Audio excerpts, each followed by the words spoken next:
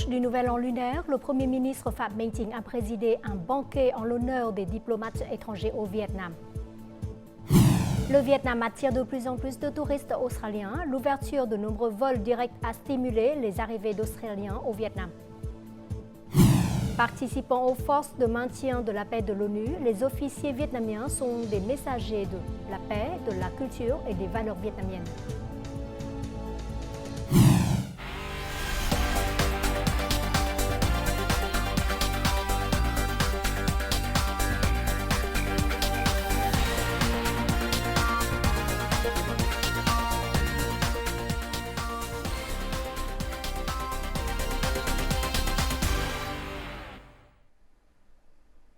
Mesdames, Messieurs, bonjour, bienvenue au journal francophone.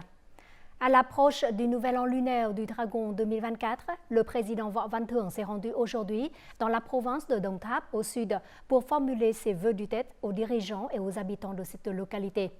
Le président Võ Văn Thưởng a aussi remis les clés de maisons de solidarité et des cadeaux à des familles pauvres et bénéficiaires de politiques sociales, des enfants et des ouvriers démunis. Le même jour, le chef de l'État a rendu visite au bataillon de police mobile de la province de Đồng Tháp, puis à l'office douanier de la porte frontière internationale de Thuận Phúc. Cette dernière est une porte frontière fluviale internationale importante dans la région du delta du Mekong, facilitant les activités commerciales entre le Vietnam et le Cambodge. Dans la matinée, Võ Văn Thưởng est allé offrir de l'encens dans la zone commémorative de Nguyễn Sinh Sắc, père du président Ho Chi Minh, dans la ville de Cao Lãnh.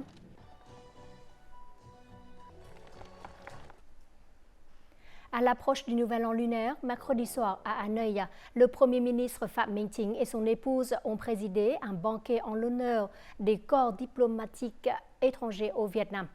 Le chef du gouvernement rappelle que le Nouvel An lunaire avait été reconnu comme un congé flottant par les Nations Unies suite à l'adoption d'une résolution par l'Assemblée générale le 22 décembre dernier. Pour le Vietnam, le Nouvel An lunaire revêt une signification particulière en tant que fête de retrouvailles et de partage pour les familles et l'ensemble de la communauté. Le Premier ministre Phạm Minh Chính a exprimé le souhait que les diplomates étrangers maintiennent et renforcent leur rôle de passerelle, contribuant ainsi à consolider l'amitié et la coopération avec le Vietnam. À l'approche du Nouvel An lunaire, le président de l'Assemblée nationale, Vương Đình Huệ, a rendu visite et offert des cadeaux du Tết à des personnes en difficulté dans la province de Bạc Liêu au sud. Vương Đình Huệ a souligné que la population était au centre de toutes les préoccupations du parti et de l'État, rappelant que les nouvelles lois adoptées lors de la récente session parlementaire avaient reçu un large soutien. Il a exhorté les autorités provinciales à veiller à ce que les habitants de Bạc Liêu aient un Tết digne et joyeux. Le chef de l'organe législatif est également allé présenter ses vœux de Tết aux forces armées de la province. L'année dernière, Bạc Liêu a affiché une croissance économique de 7,24%, occupant ainsi la 5e position dans le delta du Mekong et la 24e au niveau national. Cette année, Ho Chi Minh Ville vise une augmentation de 10% de son chiffre d'affaires à l'exportation. Pour atteindre cet objectif, le secteur de l'industrie et du commerce s'efforce de promouvoir les activités de promotion et d'exportation. Il est important de profiter des opportunités car les entreprises reçoivent de nouvelles commandes. C'est plus de 13 tonnes de gâteaux pieds seront bientôt exportés vers le marché américain.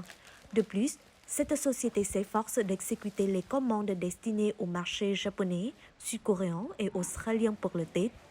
Malgré les difficultés, l'entreprise a connu une croissance de ses revenus 2 fois supérieure à celle de l'année dernière grâce aux gâteaux pieds et aux durians glacés. L'entreprise a investi dans la technologie pour améliorer la qualité de ses produits. Nous nous assurons que la qualité de nos produits répond aux normes des marchés d'exportation. Dans le même temps, nous maintenons également des prix stables et raisonnables pour nos produits. C'est pourquoi nos produits sont bien accueillis par les clients nationaux et internationaux.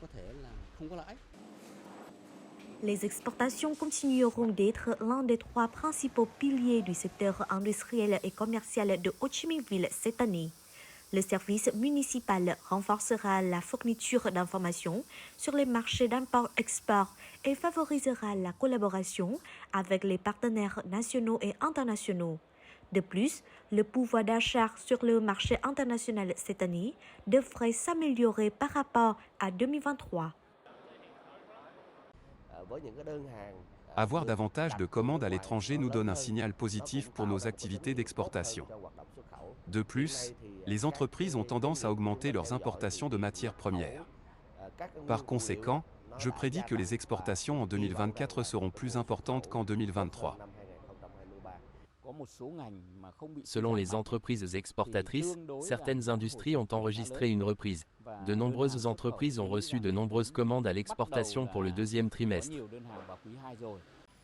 Selon les experts, Ho Chi Minh Ville doit soutenir et encourager les entreprises à rechercher des partenaires et à élargir leur marché d'exportation vers des pays autres que la Chine et les États-Unis. La diversification des marchés d'exportation contribuera à une croissance plus stable des exportations de la ville. Les envois de fonds de l'étranger vers Ho Chi Minh Ville en 2023 ont atteint leur plus haut niveau en 10 ans. En effet, la mégapole du Sud a reçu plus de 9,46 milliards de dollars envoyés par les Vietnamiens de l'étranger, soit une augmentation de 43,3% sur un an. Par région, les envois de fonds en provenance d'Asie représentaient la proportion la plus élevée avec 50,5%, tandis que le montant des envois de fonds transférés d'Afrique et d'Amérique a diminué. La stabilité macroéconomique, les mécanismes et politiques efficaces pris par la Banque d'État et le développement du réseau de paiement ont conduit à une croissance des envois de fonds vers le Vietnam en 2023. En 2023, les exportations de fruits et légumes ont atteint un record de 5,69 milliards de dollars, soit une augmentation de près de 70% par rapport à l'année précédente. De nombreux fruits et spécialités locales ont été exportés pour la première fois vers des marchés exigeants. Prenons l'exemple des pamplemousses Zien, dont le premier lot d'exportation vient d'être expédié vers les États-Unis. Comment ces pamplemousses de spécialité peuvent-ils répondre aux normes pour pénétrer le marché américain? La réponse dans le reportage qui suit. Le premier lot de pamplemousse exporté vers les États-Unis vient de ce jardin. Un arbre donne environ 200 fruits, mais seulement 40 fruits répondent aux normes d'exportation. Dès le début de la culture, M. Hoa a dû suivre strictement le processus de culture et de soin des pamplemoussiers. Les résidus de soja sont fermentés pour fertiliser les plantes. Les pièges à mouches jaunes aident à protéger les fruits. Plus de 10 000 pamplemousses de ce jardin ont répondu aux normes d'exportation. Il faut prendre soin des arbres avant qu'ils donnent des fruits. Les pamplemousses récoltés doivent répondre aux normes d'exportation, tant en termes de beauté que de saveur et de douceur. La fertilisation est très importante, à cela s'ajoute la qualité du sol. Si l'arbre est trop jeune, il n'aura pas de bons fruits. À l'usine, le personnel technique procède à des échantillonnages pour s'assurer que le pamplemousse réponde aux exigences de l'importateur américain. Outre les plus de 900 critères phytosanitaires, la forme du fruit et surtout sa teneur en sucre sont également très importantes. Près de 100% des pamplemousses sélectionnés sont de bonne qualité, avec une saveur homogène et juteuse. À présent, seuls les pamplemousses à peau verte de Bến Tre et les pamplemousses chinois à peau jaune et à chair blanche ont pu pénétrer le marché américain. Or, les pamplemousses chinois ne sont pas aussi bons que les pamplemousses Zien. À partir de ce premier lot d'exportation, nous allons restructurer les zones de culture, soutenir la promotion du commerce et assister les agriculteurs dans le respect des normes d'exportation. Les derniers pamplemousses Zien seront bientôt récoltés. Un deuxième conteneur de 20 tonnes de pamplemousse devrait débarquer aux États-Unis à l'occasion du thé. Notre journal continue avec les taux de change et l'indice de la bourse du Vietnam.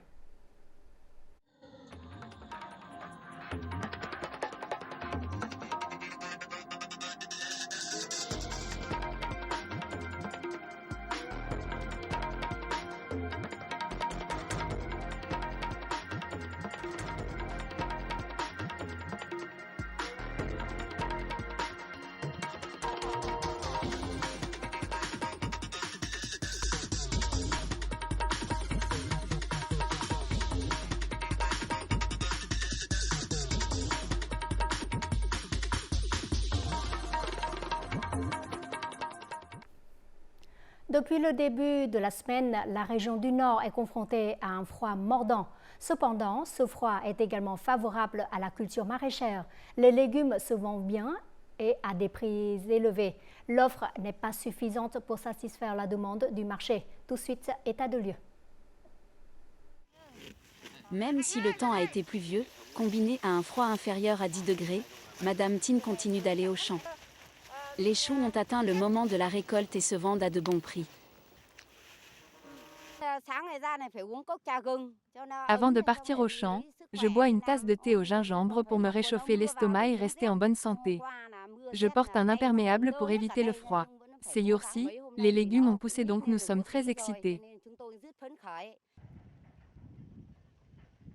Le prix des choux n'a pas beaucoup augmenté, mais le prix de certains autres légumes est 3 à 4 fois plus élevé que les jours précédents. Le temps est froid, les légumes poussent lentement. Les légumes deviennent plus rares et le prix de vente augmente. Même si le froid rend difficile la récolte des légumes, les gens sont très enthousiastes. À cause de ce froid, j'ai le nez tout rouge. En été, le prix des légumes était très bon marché, environ 2 à 3 000 dong le kilo. Mais maintenant, le prix a augmenté jusqu'à environ 9 à 10 000 dong le kilo. Cette année, chaque type de légumes a augmenté d'environ 7 000 à 12 000. C'est pourquoi les agriculteurs sont très enthousiastes et accueillent le nouveau printemps avec joie et bonheur. Pendant la saison hivernale du Nord, environ 200 000 hectares de légumes de toutes sortes ont été plantés, avec une production de près de 4 millions de tonnes. Actuellement, la superficie maraîchère pour les fêtes de fin d'année et du thé est d'environ 80 000 hectares, ce qui équivaut à une production de plus de 1,5 million de tonnes. Le métier de confection de rouleaux de printemps à Lai Vung dans la province de Đồng Tháp vient d'être reconnu officiellement comme patrimoine culturel immatériel national. Les nems de Lai Vung, en plus des mandarines roses, sont deux spécialités de Đồng Tháp. Le métier de confection des nems de Lai Vung est né en 1960 et depuis 2012, la marque Nem Lai Vung a été enregistrée par le département de la propriété intellectuelle. Le fait que ce métier traditionnel est reconnu comme patrimoine culturel immatériel national contribuera à la préservation et au développement de cet artisanat local.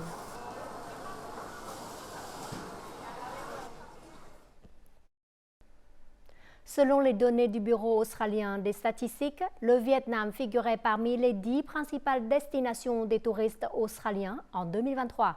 Le nombre d'arrivées de touristes australiens au Vietnam l'année dernière a été presque équivalent à celui d'avant la pandémie de Covid-19. Le Vietnam devrait être une destination préférée des Australiens cette année. Le Vietnam attire de plus en plus les touristes australiens. La plupart d'entre eux connaissent le Vietnam via les réseaux sociaux ou les recommandations d'amis et des proches, plutôt que via des agences de voyage comme auparavant. Quelques-uns de mes amis sont allés au Vietnam. De plus, je connais également le Vietnam à travers de nombreux sites internet et réseaux sociaux. C'est merveilleux que le Vietnam possède de nombreux paysages magnifiques, de la mer aux montagnes et forêts. Aller au Vietnam a toujours été mon rêve. J'ai beaucoup entendu parler du Vietnam au fil des années, de sa culture, de sa cuisine, de ses gens. Beaucoup de mes amis sont venus ici et aiment tous cet endroit.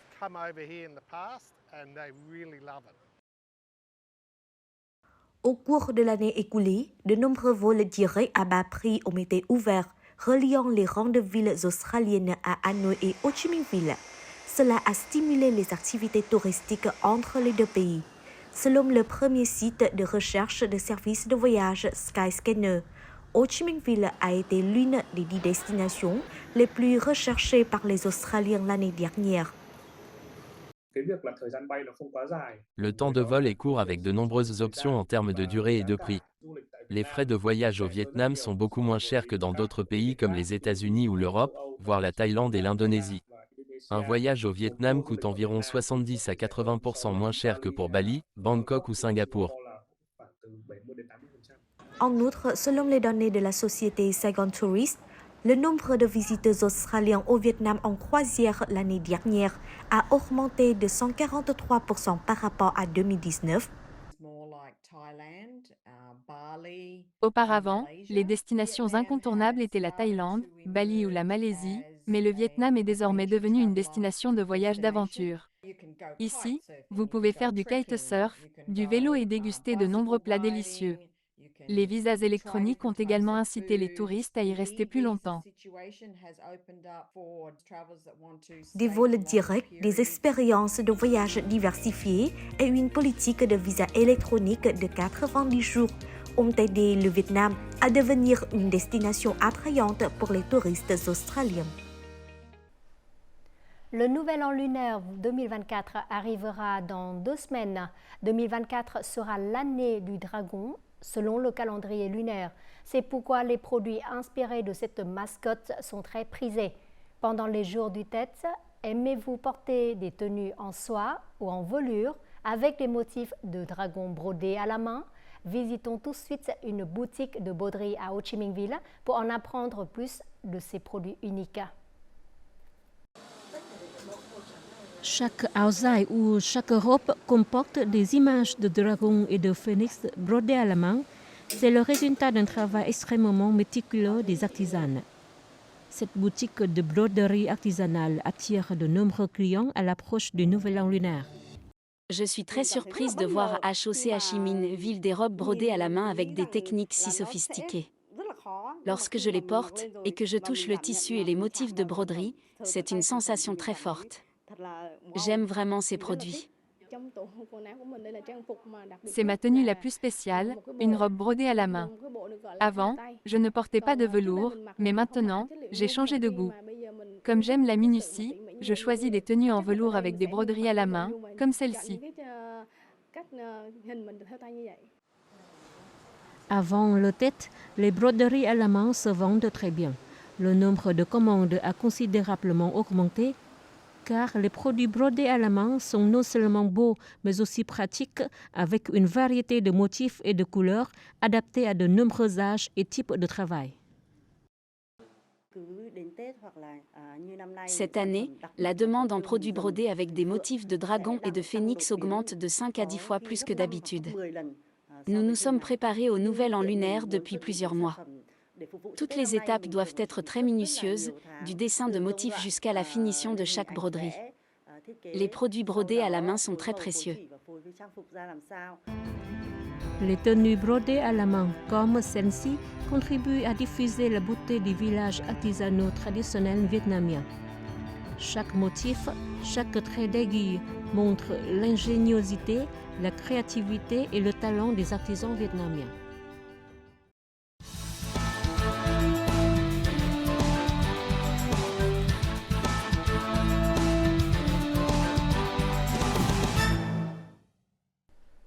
Des milliers de personnes dans le monde sont confrontées chaque jour à des risques comme des conflits armés, des émeutes, la pauvreté et les épidémies. Au cours des 75 dernières années, 125 pays ont envoyé des forces aux opérations de maintien de la paix des Nations Unies. Le Vietnam participe à cette noble mission depuis près d'une décennie, dans le souhait de contribuer à la préservation de la paix, de la stabilité et de la sécurité régionale et internationale. Des centaines de soldats vietnamiens ont déjà participé à ces forces, laissant une impression de fierté et contribuant à rehausser l'image du Vietnam à l'échelle mondiale.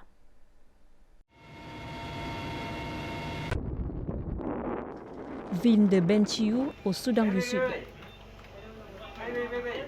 Un bébé né dans les bras des médecins et infirmiers de la force de maintien de la paix vietnamienne.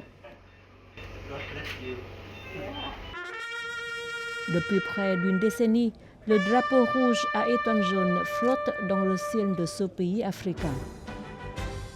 Les premiers soldats vietnamiens au béret vert y sont venus il y a une dizaine d'années dans le cadre de la mission de maintien de la paix de l'ONU.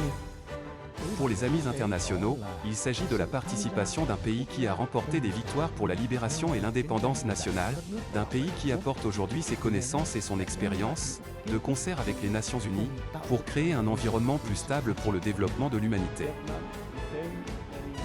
Les soldats vietnamiens de la force de maintien de la paix, grâce à leurs compétences, leur dévouement et leur courage, apporte de grandes contributions aux Nations Unies et au peuple qu'il sert.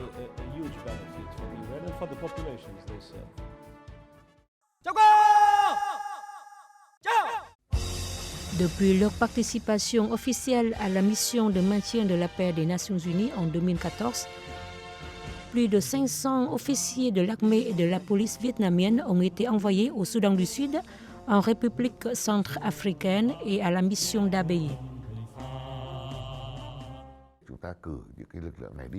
L'envoi des soldats vietnamiens à la force de maintien de la paix de l'ONU se base sur les points forts de l'armée vietnamienne, une armée qui a acquis des expériences durant des guerres de résistance ainsi qu'en temps de paix. De plus, cette mission convient à la politique du parti et de l'État de participer de manière positive et responsable au maintien de la paix dans le monde. Où qu'ils soient, les soldats vietnamiens au béret vert laissent de bonnes impressions chez leurs collègues et les habitants. Ils s'efforcent toujours de cultiver de belles relations d'entraide entre l'armée populaire du Vietnam et la communauté locale. Les liens étroits et la compréhension les aident à accomplir de nombreuses tâches difficiles. Les officiers au point de contrôle ne sont pas prêts à coopérer avec les officiers de la mission onusienne. Cependant, lorsqu'ils apprennent que je viens du Vietnam, ils disent qu'ils admirent le pays et le peuple du Vietnam pour avoir vaincu tant les Français que les Américains. Les officiers et soldats vietnamiens accomplissent non seulement les tâches qui leur sont assignées, mais aussi de nobles actes de charité. Un cours spécial pour les enfants pauvres qui désirent aller à l'école. Des salles de classe solides pour les enfants d'âge préscolaire, les protégeant contre le soleil brûlant.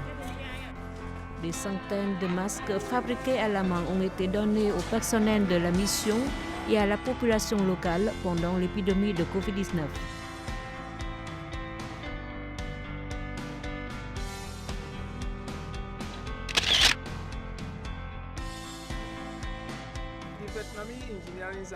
Les officiers et soldats vietnamiens ont travaillé avec une grande efficacité, au-delà de mes espérances.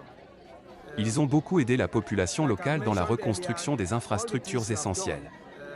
J'apprécie hautement leur dévouement.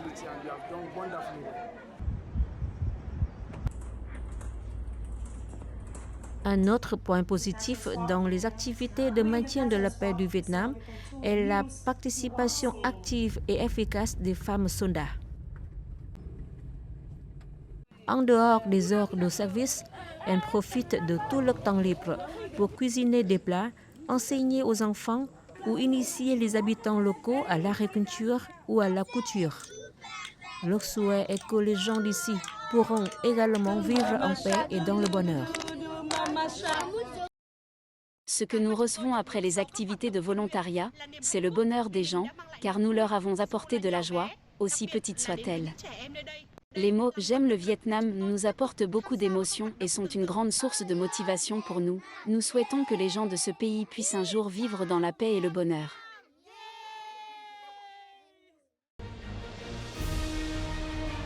Participant aux forces de maintien de la paix de l'ONU, les officiers et soldats vietnamiens sont conscients de leur tâche, qui est de transmettre le message de paix du Vietnam aux amis internationaux. Ils sont non seulement des messagers de la paix, mais aussi de la culture et des valeurs vietnamiennes sur les 5 continents.